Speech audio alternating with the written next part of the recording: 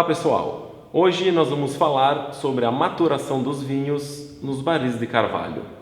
Perfeito? Por que nós encontramos no mercado vinhos com mais tempo em madeira, vinhos com menos tempo com maturação em madeira, vinhos mais caros, vinhos menos caros, claro, todos esses que tenham passagem pela madeira, pelo carvalho. Vamos tentar explicar para vocês de forma simplificada o que acontece dentro de uma barrica de carvalho e por que é utilizado a barrica de carvalho. Existem no mundo várias outras madeiras e outras plantas na qual nós poderíamos elaborar uma barrica, produzir uma barrica, né? Porém, o carvalho nos cede para o vinho taninos que é único, que somente o carvalho consegue chegar a esse ponto qualitativo e de maturação ao vinho de forma extremamente positiva. Por isso que só se usa, 99% dos casos pelo menos, se usa a barrica de carvalho e não de outras plantas, de outras árvores. A barrica de carvalho tem uma porosidade maior ou menor, dependendo da floresta, porém é essa porosidade que vem em conta ao que nós queremos no vinho. Uma ideia muito pessoal minha é que o uso da barrica de carvalho é exclusivamente para a maturação do vinho e o gosto do carvalho é uma consequência desta maturação, né? Por isso que nós colocamos dentro da barrica de carvalho um vinho de estrutura, na qual com o passar do tempo esse vinho vai maturar. Mas como que acontece essa maturação? Quero explicar de forma simples para vocês. Então, imaginem um vinho tinto estruturado recém-elaborado. Se nós colocarmos numa taça, nós vamos ver que a coloração dele, olhando a taça com um fundo branco, né, a coloração dele vai ser violáceo, vivo, bastante intenso, né? Se colocarmos na boca este vinho, vai apresentar taninos duros, agressivos, pode-se dizer quadrados, para entender melhor. Com o uso da barrica de carvalho, com a maturação, o longo tempo em contato com a barrica de carvalho, acontece que aquela porosidade que eu comentei anteriormente faz com que entra oxigênio, né? Pequenas moléculas de oxigênio vão entrando lentamente e vai criando um polímero, vai criando uma ponte entre a cor do vinho, que é aquela cor violácea que nós vimos na taça, né, que se chama antocianina,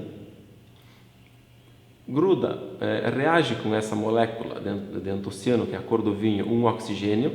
Do outro lado, reage um tanino, né? Nós vamos formar um tanino oxigênio, antociano, oxigênio, tanino, e assim sucessivamente criando um polímero, uma molécula gigante.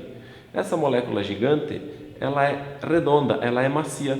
Então nós vamos, depois de um período de 1 ano, 2 anos, que for, dependendo da estrutura do vinho, nós vamos encontrar um vinho mais redondo ou arredondado, aveludado, maturado, devido que nós não temos mais o tanino quadrado livre, mas sim o tanino ligado com outra molécula, que faz com que ele fique macio e agradável.